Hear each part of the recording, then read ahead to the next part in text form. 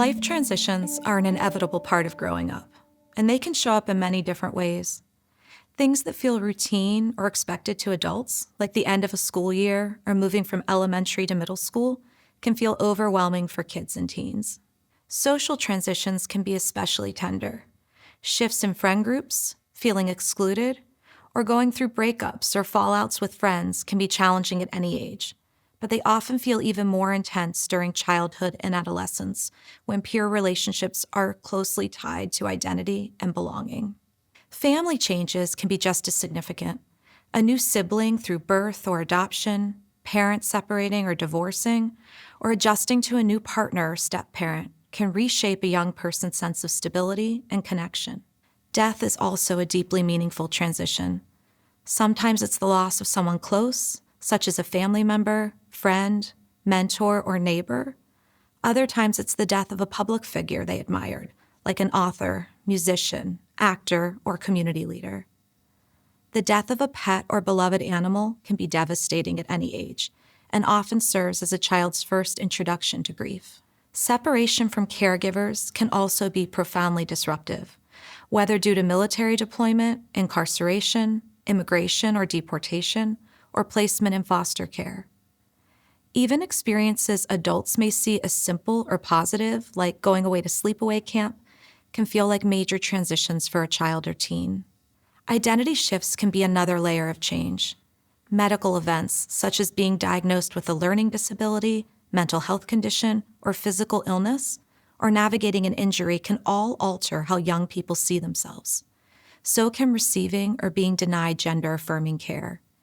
Even typical developmental changes like puberty or exploring sexuality can feel destabilizing. It's important to consider the broader context in which these changes occur and how they interact with a young person's identity, safety, and support systems. Moving homes is another transition that can feel enormous.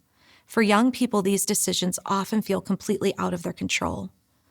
Transitions may also involve the loss of familiar belongings, a sense of safety because of abuse or community violence, or the traumatic impact of police violence.